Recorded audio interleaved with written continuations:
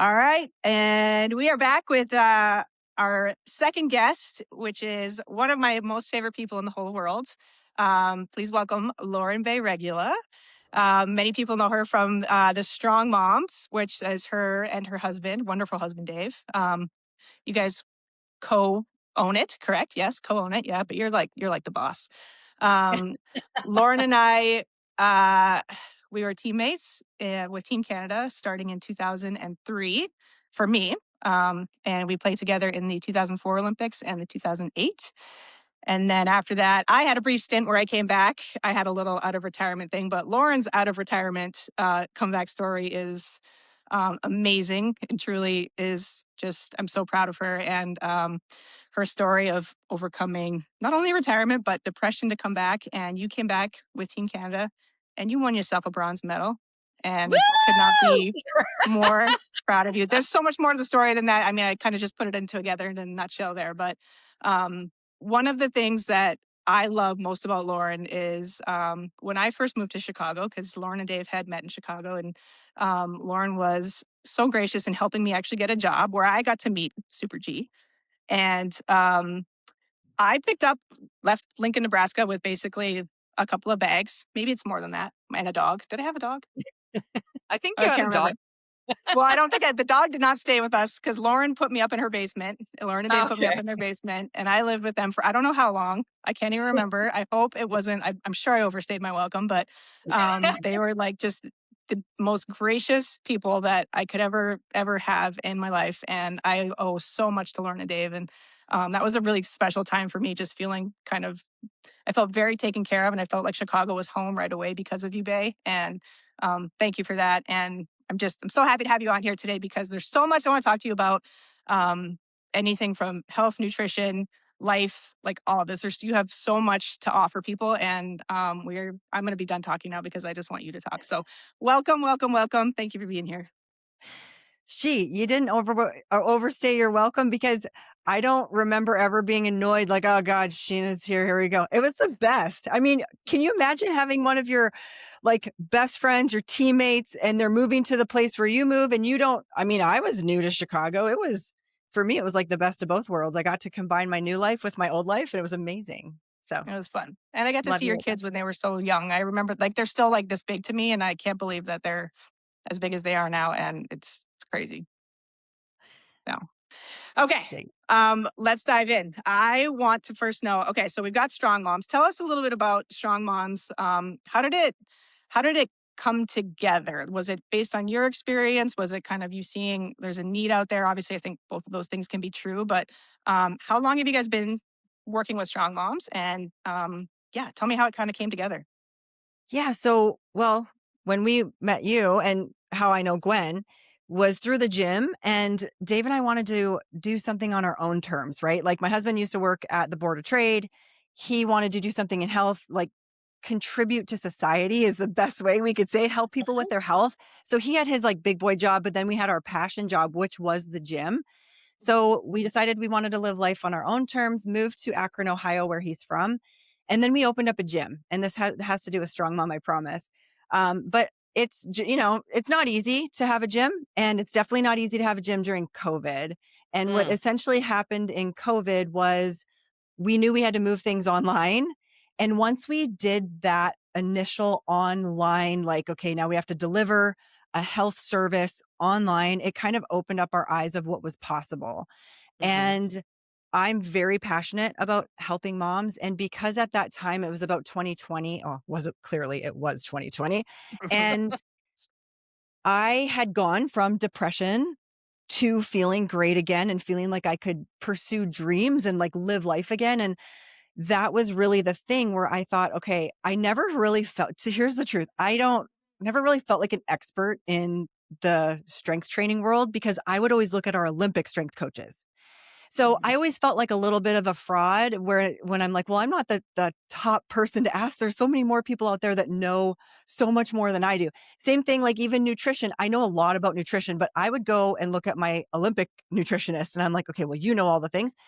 So when I really boiled it down, I was like, one thing I truly can stand up and look everybody in the eyes and say, I do feel like I know more than most of It's being a mom, getting my life together, and becoming strong physically, mentally, and emotionally with that piece of motherhood. And that's where I felt the confidence to say, like, I feel like I can coach moms to go from here to up here. And you, I, that was something that I lacked confidence in. There was a lot of things I lacked confidence in because Sheena, you can relate to this as an Olympian. I'm like, I got as high as I can go in that sport. I felt like a newbie at everything else. Yeah. So Strong Mom started out of COVID. And then the next thing you know, we were coaching moms online. And as much as I love lifting and I love the physical, it wasn't truly what filled me up. I don't care how much someone back squats unless that's all they care about. I care that they're like, I can get on the floor again and play with my kids. I can keep up with them. I went on a roller coaster and I would never be able to do that. Those are the things that truly light me up. And so it was just this natural progression to want to work with moms in every area of their lives. And we've been going strong now. I mean, we started in COVID and it's 2026. So Yeah. I love it. And you're Yeah. still going strong. I mean, yeah, you guys, you post some amazing transformations, and I love the transformations you post because it's not just the physical, right? Like that's like such a small piece of it. It truly is the mental, the physical, like everything that somebody has to go through in order to make that change, right? I know you're big on like identity too, right? James Clear, like habits, stuff like that. Um, Talk to us about like what are some of the habits that you think like you see some of the moms come in with, and then kind of go through your program, and then where are they on the other side of that? Like what changes for their habits? Yeah. And it's so true. We always tell people everyone wants to know, what should I eat and what should I do for a workout? And I'm like, well, if you want to know what to do and that's an action, you can always stop it. So I started a workout program. Cool. You can stop it. I started a diet.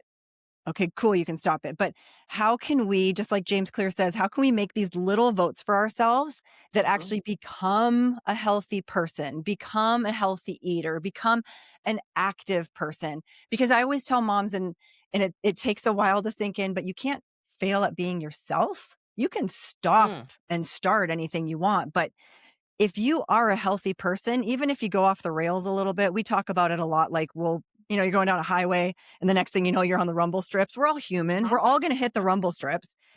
But once you hit those rumble strips, when you realize like, this doesn't feel good. I love it how I feel when I work out. Like I'm an active person. That's just who I am. And so we just adopt and we have our moms, it says in our inner circle, 1% better. We're not making all the changes at once. We're just not. I think I look at it like so many moms come to us with an idealistic view of what they want life to be. And I'm like, okay, so you're telling me you haven't worked out, you haven't worried about what you're eating, you have not put any mindset work in, and you just sent me a schedule that says you're waking up at 4, you're getting your workout in, you're getting your shake done, you're getting all your vitamins in, you're going to do your mindset work, you're going to go be a mom, then you're going to decide that you want to coach basketball because you want. And I'm like, okay, let's focus on one of those, right? And so the thing with our moms and the habits and the way I love what we do at Strong Mom is I can't say there's an exact one thing because everyone comes in with a different strength. So we look at everything through a health triangle. That's physical health, mental health, and emotional health. And we have some moms who come in who are already like, they're worker outers, they're active people. That's not a problem. They have that's not an issue. But they really struggle with maybe some self-talk stories that they've been holding on to from the past. So then we'll work on those habits to start because they've already got, the physical on lockdown. But then other moms come in who haven't lifted a weight, haven't done anything with nutrition.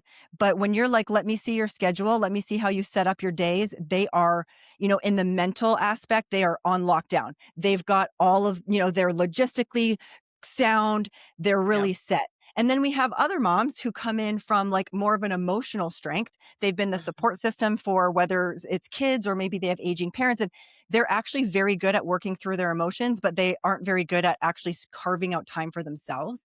So the way we approach Strong Mom is every mom that comes in is different, and every habit that we're going to start on may be a different point of that triangle. We've had moms come in and it's taken them an entire year to lose enough emotional weight to finally have the brain space to put towards the physical. And it took Wow. him 2 years to go down 30 pounds. But what would have happened if we were like, just work out, just eat different? They Right. couldn't.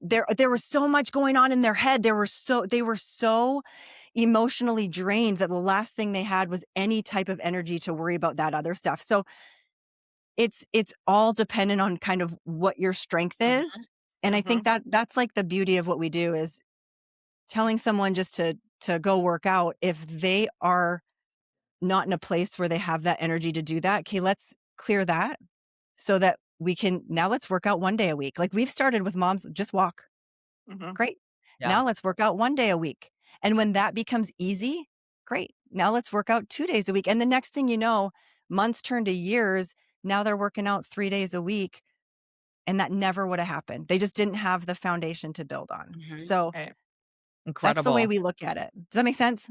Lauren, that's amazing. How did you come up with, I love that you're going beyond the physical. I think so often women just want to focus on working out and their nutrition. And if they don't have that foundation, I think what you're doing is super important work, and you're recognizing like where their strength lies and how to leverage that. How did you decide that emotional and mental would also be like the two other parts of the triangle beyond physical?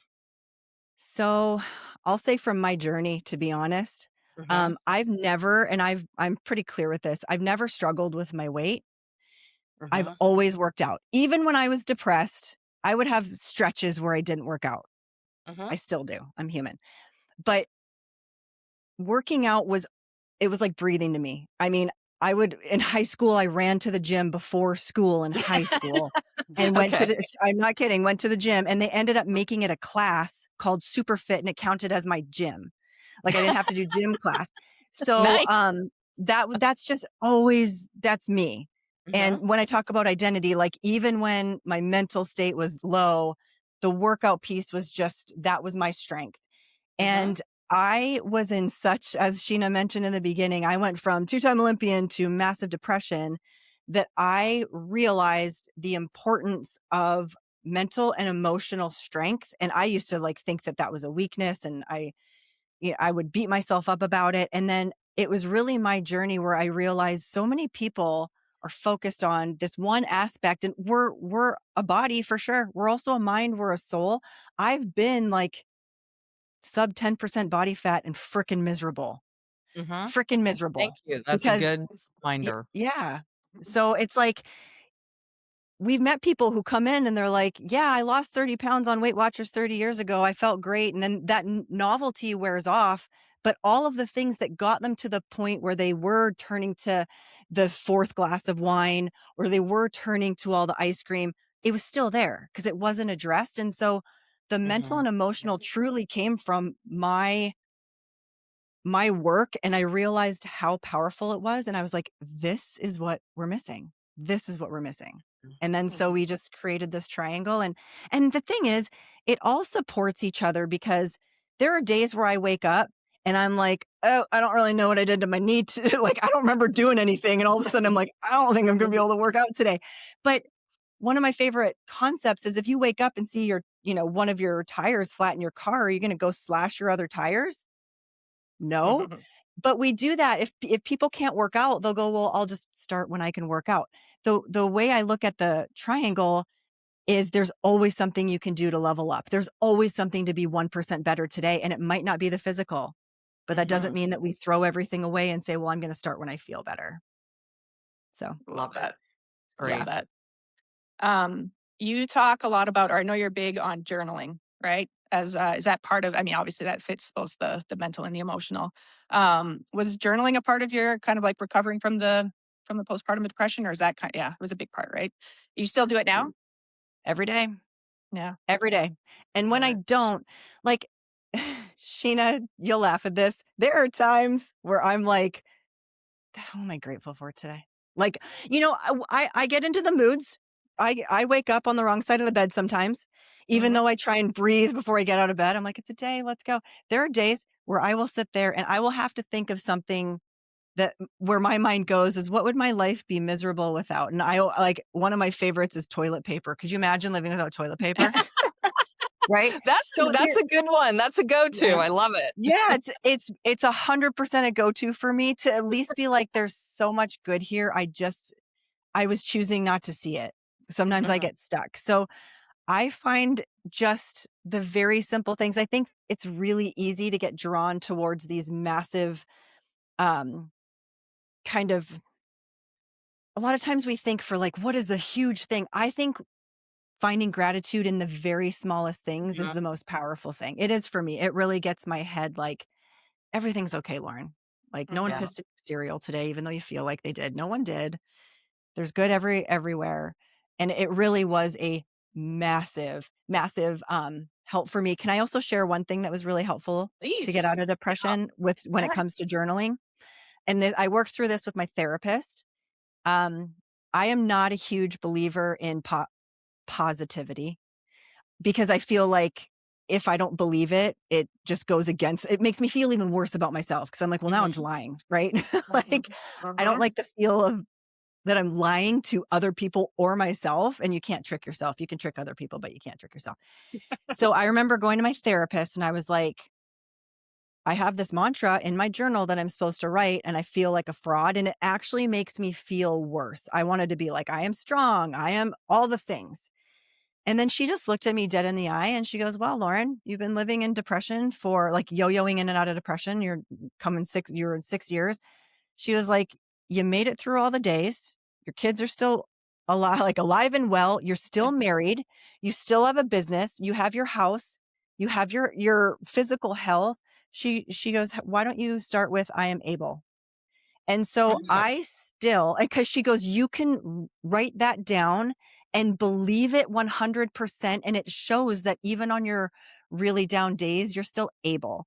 And I actually still go to that. There are times where I'm like, I'm not feeling great about myself. And I honestly think like maybe like a week ago, I went back to, I am able. And I felt like that's true. And it gave me the confidence to be like, okay, even on my really down moments, like I can still do this. So like Mhm. things like that were sound so small, but Mhm. huge in the grand scheme of Mhm. things. Mhm. I Yeah. love that. And Yeah, because that just made me think. I mean, able and capable, right? Like we're all just trying to get through, like, and but reminding yourself like of what you are capable of, and it doesn't start until you're able. I think that's so strong. That's really powerful. I love that. able. How do you find the right emotional and mental support for your clients in Strong Moms? Like, I'm sure you have a list of like things that interventions that work. Um, what else do you recommend other than journaling? I think a lot of people don't really have the tools or they don't know what else to turn to. Oh yeah. Gwen, let me just tell you this. Journaling and strong mom is so paralyzing. I interview a lot of, or paralyzing, polarizing. Mhm. I interview a lot of our moms, and it's very powerful because you recognize your story and other people's stories, whether it's a similar feeling, a situation that maybe presents differently, but is similar in some capacity. And it's Mhm. hilarious because every time I interview one of our moms, I'm like, all right, journaling, love it or hate it. Cause not every, not everybody loves it. Not everybody takes to it. Um, Right. when moms do not take to journaling, which is totally fine, the one thing that we say in Strong Mom is we're going to offer a lot of suggestions. What works for Mhm. me might not work for you. You got to find what works for you. But brain dumping tends to be one that very few people can argue with. They might not love it, but they can argue with it. So when things are going on in our brain, we often don't even know. We're in a bad mood. And if I'm like, what are you thinking about right now? It's hard to put words to it. It's a practice. You have to actually practice. Mhm. What am I Yeah. thinking? And so we have moms practice that. And then we just have them literally everything. It could be like, I can't believe my daughter did this. Why am I doing this? Hey, I got a promotion today. Whatever it is, all the things swirling through in their head. And we have them literally brain dump. And then they can see it on paper. Vision is obviously not obviously, it is the most powerful sense when Mhm. you see something versus just it being floating around in your head. They can look at it and all of a sudden the amount of eyes of our moms that are like, oh my gosh, that's what I'm thinking. And then the really powerful part is they get to cross out all the things that it's like, well, that's not true. Because a lot of times we think things that aren't true. Mhm. And the physical act of writing slows your brain down. The physical Mhm. act of crossing it out, it's sounds simple. Mhm. It's hard if you've never done it before. Sometimes our moms will be like, I sat there for 5 minutes and I got 2 sentences. And in their head, they're thinking, I don't know what to say. I don't know what to say. So we're like, you should be writing. I don't know what to say. I don't know what to say. But we're like, well, that's the wrong answer. We're like, there is no wrong answer. There's no wrong Yeah. answer. It's a Right. practice of your thoughts. And our thoughts, the way I think of thoughts, and this is from a mentor of mine, is you've got your conscious mind, you know what you're doing. That's the captain of your ship. And then you've got your unconscious mind, that's the crew. They're in the basement, they're loading the coal, they're making sure the boat's going. We got to know what the crew's doing in some form or fashion because the captain, your conscious mind, could be sitting there going, go north. You're not going north if the crew doesn't agree. The crew's going to always, always override the captain.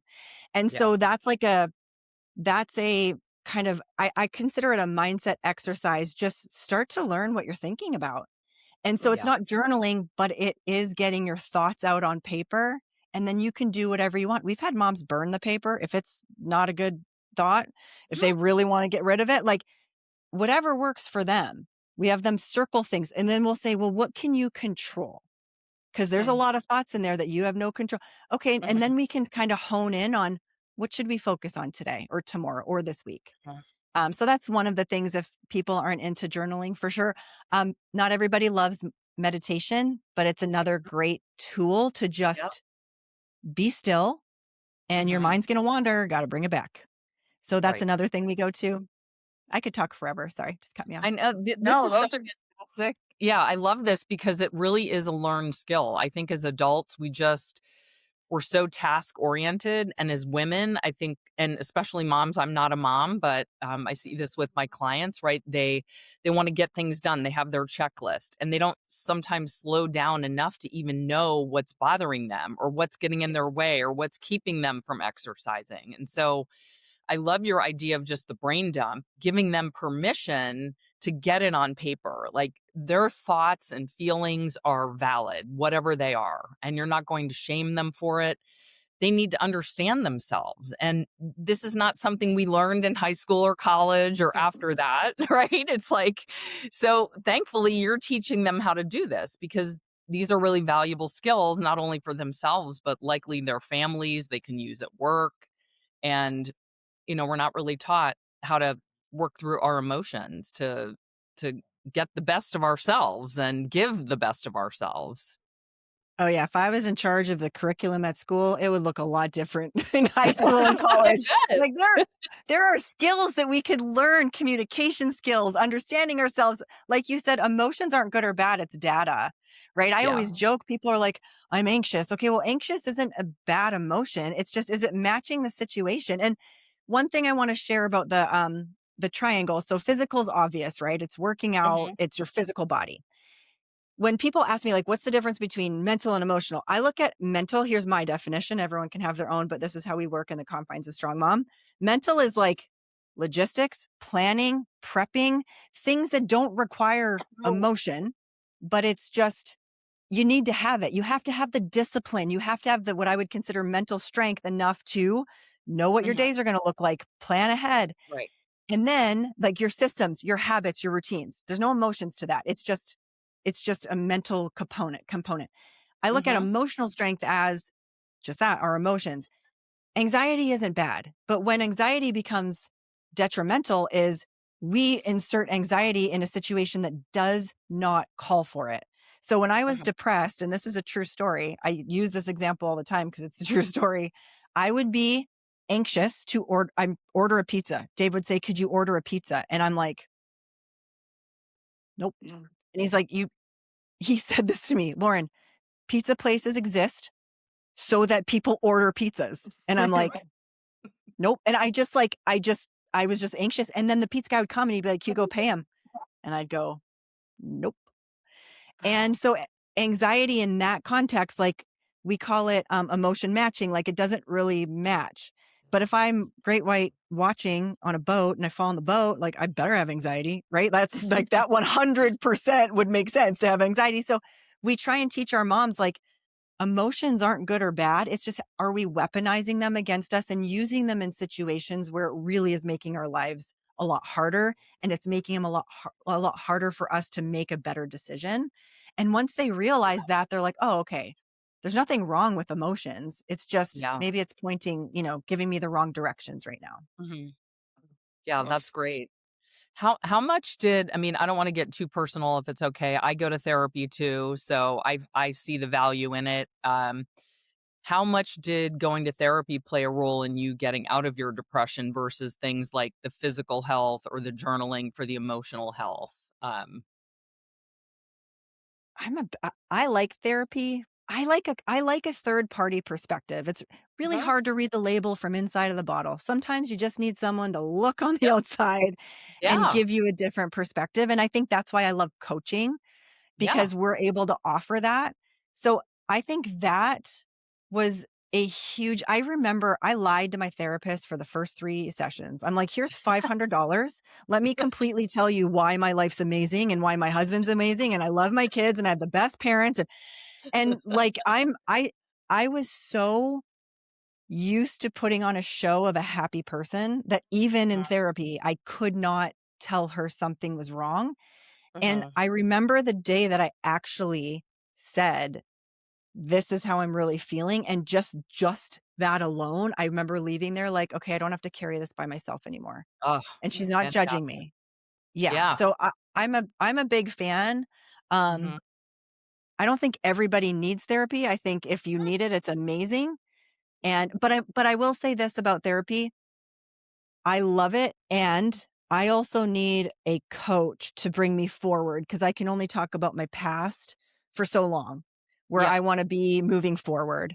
And so, I went from, like, every week, SOS, if something you're gonna do something, call me, to every 2 weeks, to every month, and now it's just on an as-needed basis.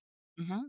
But Yeah. Yeah, that's great. I think that's really good for people to hear too, Lauren, is that, you had somebody who wasn't judging you. It's not for everybody, and that you're not going weekly. You may not need to go weekly. It's just as needed now. And I think that's the same thing with people. They just get locked into thinking, oh, this is how I have to exercise. This is how I have to eat. It's forever. And then it becomes really like that can be anxiety provoking. And it's like, no, like you're going to have different needs at different times, and that's why a coach and your program like Strong Moms can, you have the lived experience and other moms in the program who can share their experience and hopefully make people feel more comfortable with who they are, and it gives them the confidence to go through the program.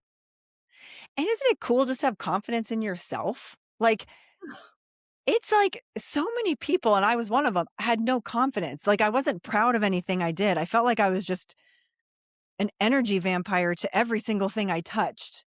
And it's wild when you can see someone own themselves, own their Mhm. lives. It's like it's so cool. I can't even it's like the coolest thing ever. I love it.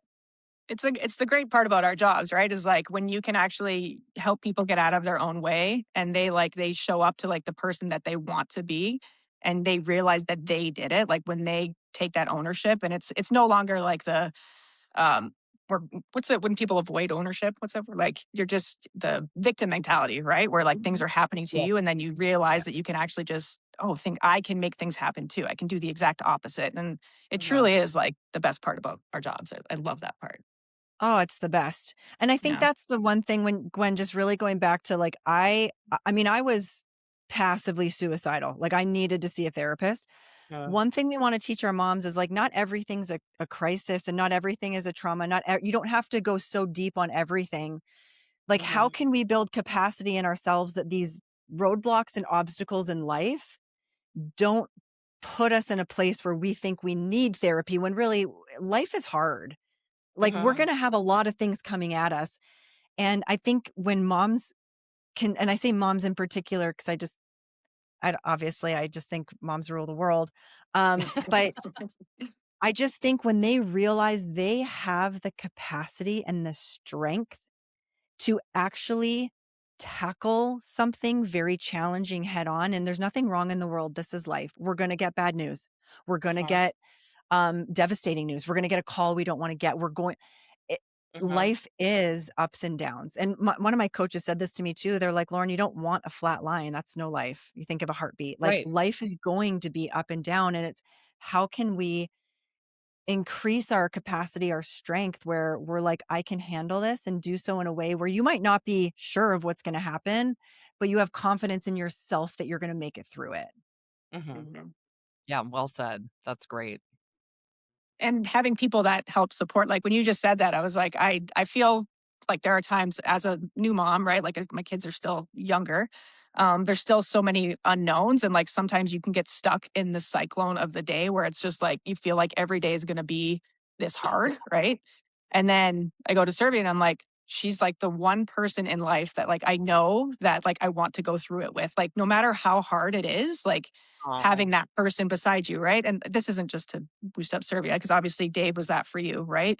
But I think our community and like our environment, the people that we do have around us is so just so important. And having, yeah, just the awareness of like not only that you don't have to burden all of that by yourself, right? Which is what you learned. Like I think, and it still breaks my heart every time you talk about this because it's like I just, as your teammate and a friend, it's just like I hate that you went through it, but I also love what you're doing after you went Mhm. through it. I think it's so huge. But yeah, I think you learn really quickly about environment and how important it is to have those people that like you are going to hang on deeply because you know that they're going to help you be the best version of you and pull you out of it. So um yeah, Yeah. And there's no, how important was Dave in that for you? Like, oh, or yeah. your I mean, environment in general? I know that that's huge. Like, you have a very tight circle of that you're. Yeah, I think you're conscious of where you get your energy and where you spend your energy, right? well, and it's a James Clear quote, like, environment is an invisible hand that shapes you. It is, you don't even know it's shaping you and it's shaping you. Mhm. Mhm. Um, because what you look and how you feel around these people is going to subconsciously dictate a lot of your thoughts and then for your actions. Yeah, I always joke, I'm really lucky. I get to be on your podcast. Dave's coming on your podcast because he really wants to, just so you know, Gwen. He's just so jealous. Yeah, we'll have them Um, on. I was like, I told him, and I actually joke about this. Anytime someone calls me like to speak, and I'm doing some pretty cool speaking gigs with some companies, and I will joke, but I'm not joking. I'm like, you really need my husband up here. I mean, he's the one that helped me get from here to here. Without him, I don't even want to know where I'd be. He was the one that was like, all right, let's do the third Olympic run while I'll have 3 kids and no one can be there. Oh, by the way, you're my business partner and you're the face of the business and you're going to be gone. Hey, don't worry, I've got it. I'm like, I joke with tongue in cheek. 'Cause I'm like, no, you probably want him to speak more than you want me to speak. Oh. But I think it's when you find your people, they want to help. And this is one thing I struggled with. I felt like I was constantly burdening when in the reality is my lack of communication and my turtle, kind of initial, I just turtled. I went totally inwards. That was way harder on Dave than me just saying, here's what's going on. And I Mhm. couldn't see it because I had tricked myself. I think we're really good at tricking ourselves. I had tricked myself into thinking that I'm actually doing him a better service by not saying anything. Mhm. I felt like I was protecting us both, right? Like he doesn't want to hear what I have to say because it's not good. So therefore, I'm just not going to say anything. And it just created it's very sad looking back on it. But again, obviously I had to go through it. I look at it like I was where I was supposed to be. It was just a very cold and lonely time. Like I could very well go days without speaking if it wasn't like might not even have said I'm taking the kids to the park. I might not even have said anything. Mhm. And it was a really big learning and aha moment when I realized like all he wants to do is help me. Mhm. Mhm. And I'm robbing him of the opportunity to do so Mhm. because I didn't say anything. Right. Mhm. And when you find your people, they're not going to, just like I wanted Sheena to live in our basement forever. When you find your people, you're not like, oh, you're taking from me. It's, I want to help you. And then when the roles reverse, like I want to help you too. It's like a virtuous cycle as opposed to we break it because we think like I'm Yeah. just bothering this person. Yeah, he's Mhm. incredible. He is. He truly is top-notch human. I mean, you both are, Oh, but yeah, there's something to be said about that, like, that vulnerability though, right? Like, I can I know you, and like I know that like you want to feel able and capable, right? Like I can handle this all on my own. I don't need your help. No, I'm going to do it for both of us. Like it wasn't from a place of like resentment. It was like, what else can I do? Like how strong am I? Like what else can I take on by myself, right? Because somehow that proves your strength, which it doesn't. But yeah, like the even bigger flex is being able to say, I need help, right? Or like, I need you yes. to do this. Like, can you do this? And I mean, I struggle with it all the time too. Like I'll get mad that Serbia's not reading my mind and doing something I need her to do when it's like, if I just ask, she's like, smile on her face, like, yes, I can't wait to help. Like every time. And I'm surprised every time. And it's like, no, this is why you married this person. Like this is, it's such a weird, like, obviously I love therapy too, and I still go, but I think it is like, I don't know. It's just, it's hard to like let go of like what is your definition of strength truly? Like is it your ability to handle everything on your own, or is it your ability to be vulnerable and allow people to help you so that you can be a better version of yourself?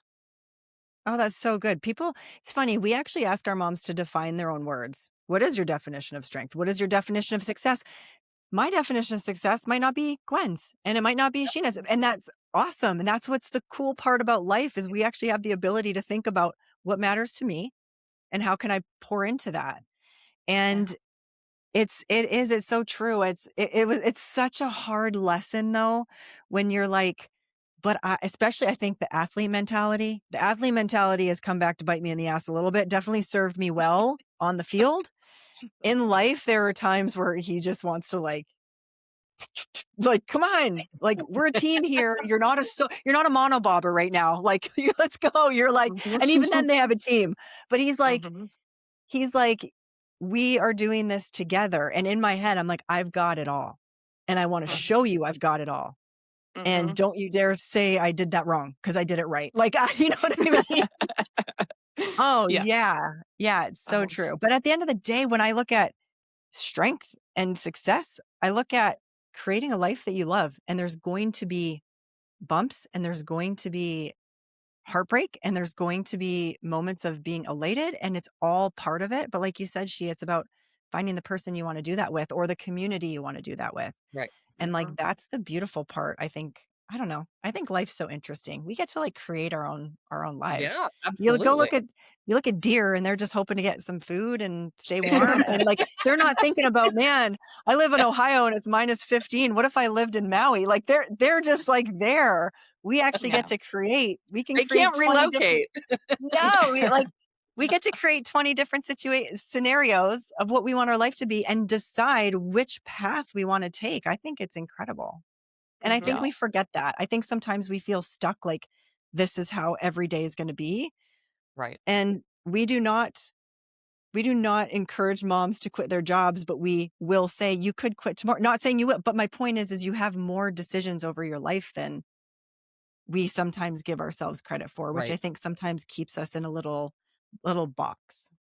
Yeah. Mhm. One of the best Well, things my therapist told me was, like, and it was like deflating to the ego, but it was like, you're not irreplaceable. Like, other people can do what you do. I'm like, yeah. oh, and it was so freeing to me because it actually let me like be like, okay, this person doesn't need me for this anymore. Like, what does that open up for me? Yeah. Which, yeah, a little bit scary, but also helpful. And to add Yeah. on that, I think again, I know I can't keep bringing it back to moms. I think that is Please. one thing we'll tell moms. You're irreplaceable everywhere but your home. Hmm. Everywhere but your home. You are not Hmm. replaceable there. And so what can you do? Like Mhm. you can get another job, you can move to another city, you can move to another country if they let you in. Mhm. You can do whatever you want. You want a road trip, you want to stop, you want to not go into work, you name something, you can create that action to make that happen. You want to go on vacation? Where do you want to go? You have the ability to do that. And that's why I think it's so important that we do take care of ourselves because we do have a finite amount of time. I'm very mindful of the fact that my daughter's 16 years old and she's gonna be out of the house. And do I still have days where I'm like, yeah, I didn't show up very well? 100%. But are Hmm. those days a lot more fewer and far between? Mhm. 100%. Like I think that's the really important part about taking care of ourselves is when we really look at the grand scheme of life, we can say yes and no to a lot of things. We can, be irreplaceable everywhere Mhm. but our home. Yeah. Wow. Awesome. Love it. That hits me pretty hard. I mean, it does. Like thinking about like kids and like what, like, I mean, again, like they're at school, they come home, like how many hours do you actually have with them in a day, right? And like how present are you with like not only your kids but like your spouse, like, and yeah, if it's, I don't know, sometimes it's easy to get stuck in like a little depressive pit, if you will, and like just try to get through day to day. But like it also, like, how much are you missing too? I don't know. It's just if you're not able to be present and be your best self, like, Yeah. yeah, that's hard. It's And it tricky. doesn't mean we're always going to be. We're not. We're not Yeah. human. We're not robots. We have emotions. Yeah. We're going to have blow ups. I apologize to my kids when I feel the need to apologize to my kids because I did not handle Mhm. something very well. Like, Uh-huh. we, I'm a huge Dr. Michael Gervais fan. I don't know if you guys I watch haven't heard his. of them. No. Oh I'm my. reading it right now. I have Oh, questions for you. but No. I Real gotta write quick this before you get down. into him. No, I'm doing the audible. So obviously, like, you're like the intro. Like, he's like the Yeah. first chapter. He's like, meet Lauren Bay Regula, and I'm like, Regula. Wait a minute. Have I Wait. been I saying know. Dave's name, like your last name, wrong my entire life? I know. It Okay, is all right. Well, funny. we won't go back to that. But yeah, it's a great. I love it. I'm like halfway through Finding Mastery, Oh, which I cannot wait to finish. But go on. he's unbelievable. He's a mental performance coach, but in a way where just the way he explains things Mhm. is it's for sports, but it's everything in sports is applicable to life, Oh, right? yeah. So the way he explains things is just I can't tell you. I've listened to Compete to Create probably 5 times because every time I read a book, even if I've reread it, I'm in a different place in life and I get something different Mhm. out of it. So Compete to Create is great. Finding Mastery is unbelievable, but he just talks a lot about, and he actually just did a post about this. Like, we give what we have, and if we have low energy, if we have a pessimistic outlook, if we have resentment, if we have whatever, that is what we pass on to everybody in our relationships. And so just the idea of pouring into ourselves so that we can show up, it doesn't mean we're going to be perfect though. Mhm. We're just not. And I think that's one thing, there's a fine line between giving ourselves grace and letting ourselves skirt with behaviors that we know aren't right, right? Like, and it's a practice. It's like sometimes I'm like, I gave myself grace, and then I'll look back and go, no, I was just totally not honoring my word and being a sloth and not Mm, acting like I should. But how can we kind of, like, it's everything is everything we do is Mhm. practice. Like, optimism is a practice. Do we see the glass half empty or half full? It's not like you turn on a light switch and you got it. It's like, I want to see, can I find what good can come out of this shit sandwich, right? It's not going to taste delicious, but how can I make it taste as good as this shit sandwich can possibly taste? Um, but yeah, it all comes back to everything we do is like an individual pursuit so that we can show up, because whatever we have within ourselves is what we can offer. And he says it perfectly. He says, what we have to offer, like, that is quality. We want to give our kids quality. We want to give Mhm. our spouses quality. And I really had to learn and I'm on a tangent now, sorry. I go. really had to learn the difference between quantity and quality. And I was more concerned about quantity, but it was not quality. I would Mhm. rather, because moms will say to me, like, oh, don't you feel bad if you're in the gym working out? And I'm like, let me tell you this. If I have 2 hours in my day, my kids will be much better off if I take at least 45 of those minutes to go work Right. out. And then I'm actually in a good headspace Yeah. to hang with them. It's not, in my opinion, it's not about quantity because there's a lot of that we can't control, Mhm. but Mhm. we can't control the quality. Yeah. Big time. I love it. I Awesome. love it. Um, all right, we're getting close here, but I'm gonna I'm Yes. gonna keep Sorry. pushing you. Let's talk about, okay, we'll switch it up a little bit here. What do you think? What do moms come in with, and like their biggest? I'm gonna come back to this. Health and nutrition things right now that are being like overblown or overcomplicated. Like, I mean, Instagram, obviously we've got so much like it's just a bunch of crap out there. There's some good stuff, but there's a bunch of crap. What do Mhm. you think? What do you think is being like overblown in terms of like health and nutrition, or overcomplicated? Call it. I think it's all overcomplicated. I'm going to be dead serious. One of Love our it. mantras in Strong Mom is boringly beautiful. Do you want Oh, I love results? that. Oh yeah. So this was a Tokyo 2020 thing. It was actually Oh, Rafi, our catcher, was like, it's about the boringly beautiful. We sat down and think about this. Okay, this is my third Olympics. This is an Olympic team, and our catcher gets up and she was like, "The team that's going to be standing on that podium is the team that can do the basic things the best. So while we're out here and we want to do all the fancy things, let's just do the basic things the best." That mhm. goes for life. And so we always talk about the boringly beautiful. I think, and my actually coach said this to me. I had a nutrition coach, and it wasn't my Olympic coach. It was Dr. Kashi. And Dr. Kashi was like, "Do you want results or do you want to be entertained?" Mhm. Because Wow. so many people want to, like, "Oh, well, I've done that." I'm like, "Well, yeah, you squatted 2 years ago. Doesn't mean that's going to help you now." Right? Like, Yep. There we you have go. to, yes, we have to just embrace the Yes. boringly beautiful. And it comes down to we have moms entering year 5 of our program, and Oh, they amazing. come back and they're like, "Oh God, I feel like I'm starting over." I was like, "Why?" "Because your checklist has the basics." I'm like, "That Mhm. means you know the tools that you need to get the results in your life." Like, Yeah. that's actually the beautiful part, is those things get you the results. So I'm Mhm. Mhm. thinking, honestly, food, people just make it everything so complicated. Yeah. With workouts, they make it complicated. We just have to stick to the boringly beautiful basics, and man, Oh, will we I be love way that. better. That is Yeah. Mhm. a great way to say it. I love it. Yeah. And Yeah, people it's like no, go ahead. No. I was gonna say, people will say like, "Well, I get bored," and I'm like, "Cool." This is what I'll tell them for workouts. I'm like, "Great. Find a different genre of music. Go work out with a friend. Go." There are ways to spice it up. Go do one movement that you think is different, but don't replace all of the things that matter with the things Mhm. that don't matter for the sake of variety. Yeah. Because at Ooh, the I end of the love that day, idea. Yeah. yeah, like, there are ways to spice up there's ways to spice up our food, the boring food. There are, if you're willing to look for them. But if you're looking for an excuse, you'll find it. Yeah. Yeah.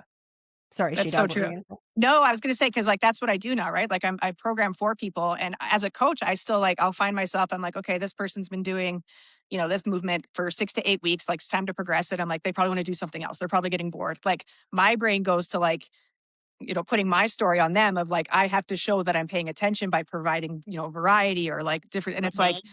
when really at the end of the day, I'm looking at it, I'm like, did we push? Did we pull? Did we hinge? Did we squat? Like, those are like, that's what we have to do. Right. Yes, you can provide variety. And like, that's, I think what people pay me for is to like keep it fresh and like make sure they're doing the right things safely. Right. But, um, yeah, it's like it really just comes down to like anything with nutrition or with exercise. It's like you're gonna do the foundation, and if you have your foundation and it's locked in place, you will get better. Like whatever you want to do, if you want to lose weight, gain muscle, whatever. Like, but you have to have those things first. And I Mhm. think people just can kind of get lost in the like chasing the shiny object thing, where it's like no, we're always just coming back to like eat your protein, eat your carbs, eat your fats. Like just don't eat too much of them, or make sure you're eating enough of them. Like it really truly can be pared down like that. And it's so easy to get like sucked into the like, ooh, the keto, or like, ooh, this new movement is going to make all the big difference. And it's just like, Yeah. bring it back down and like, just do the things that work. Like, and again, it's like the athlete mentality. It's like, that's why we learn how to field ground balls, and we learn how to like work on swing mechanics and pitching mechanics. It's like, you're not going to bypass those things. And you always have to work on them. Always. Everybody does. Yeah. Always. And we'll tell our moms too, like, "Hey, if you have a fun class, great, program it on a Saturday program. Like, go do the things." Yeah. I agree. So there's different phases where people are at. If someone really needs to lose a lot of weight and we really need to hone in on the basics for sure. When someone's at their goal weight and they're like, "Hey, I'm going to train for a marathon." Great. We can support you with that. But at the end of the day, we will always come back to the basics. We always need to do simple lifts. We need to make sure our muscle is you know, we have to do that. It's like breathing and Mhm. getting into our moms. We try and like pounded in their heads because they're always like, okay, I did that workout. What's next week's workout? I'm like, it's the same. Same one. Yeah. And after that, it's the same again. Maybe a few more Yes. reps, maybe a little heavier. Like, Yep. and then you try to tell them to do it heavier, and they're like, "Oh, I can't do it yet." I'm like, "Okay, whatever." But yes, it's but over and over, repeat. Rinse and repeat, rinse and There you repeat. So go. what can you do to spice it up? Like there are plenty of things, but you might have to think about it and it might not be the workout. Or maybe you add like a fun movement at the very end. Cool. Just don't Wear a new outfit. wear a new totally. Exactly. Those are the things that I would tell moms to do. Like I don't know, and I know we have to wrap up, but like I've got a high school playlist, an Oklahoma State playlist. So depending on what mood I'm in, it will just like bring me back to that time. And the next thing you know, as I'm working out and going through my movement, half of the workout's gone by because I'm thinking of riding in a white Bronco with my, good friend in Trail BC, which I never think about, but certain songs bring up these memories. And like, that's very interesting to me. So Yes. there are different ways for us to spice it up. Go on FaceTime with a friend, put on earphones, yap it Yeah. up, enjoy your time. And you might just go like, oh, that wasn't actually that bad. Yeah. We make problems before they exist. Yeah. And That's it a gives great. us we do, we make problems and then we make those problems come true. It's essentially what we do. Oh, Yeah. that's an interesting way of looking at it. Yeah.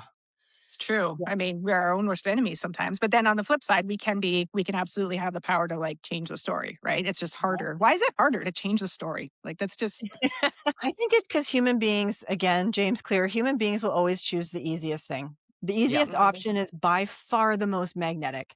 So that's going to be the loudest voice.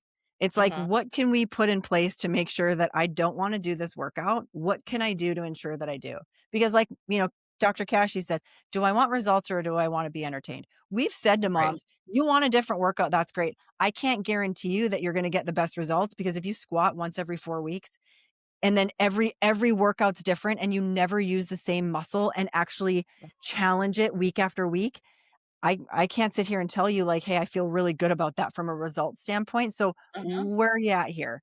And then it's like they have to think about it. But at the end of the day, we do need buy-in from them, right? So if they're like, okay, I want the results. So when they're in that moment and they're like, this sucks, they're like, I know it sucks, but I also know if I want the best results possible, this is the path. yeah. Find a way to make it not suck. Find a way to make it not suck. Right. Yes. Whether it's a playlist, a different playlist, or bringing a friend in. I mean, those are skills also. And it never ends. We're going to keep using those skills in lots of different ways our entire lives. So get good at it, right? Yeah, you don't be like creative. vegetables, figure out a way to make vegetables that you like, or a spice that you like to add, or you cook them a different way. Oh, that's my favorite. I don't like vegetables. I'll be like, really? You're telling me out of every vegetable in the world and every spice in the world and every single way to cook that in the world, you're telling me you don't like any vegetables? I know. Yeah. All right, Bay, you Okay. have achieved a shit ton in your life. We know this. What are all life, not just sports, like life. What are you most proud of? What's your greatest life accomplishment so far? Okay. So I did see this question and I laughed and That's why I gave it to you. Dave saw it and he's like, well, it's your marriage, obviously. So my marriage is one thing because we went through a period of time where I was depressed. We were out money. Credit cards were bouncing left, right, and center. We had moved. We went through a very challenging time as a couple. So my marriage is definitely one. I have kids that I like. I don't just love them. I like them. They're the funniest, they pick up sarcasm, which is like Dave and I's goal in life is just to make sure that they have that ability to like banter back and forth and get sarcasm. Yeah. They're fun and they're good people and they're kind and I like them. So that's my that's my heart. But I'm very proud. But I read that question and I thought I'd say the real answer of the thing I'm most proud of is believing I had the ability to change in a more positive direction and creating a life that I never thought existed. And I'm going to share really quick why. I was the person that was very black or white, yes or no, right or wrong. I was the person that would say that's just the way I am. That was me 100%.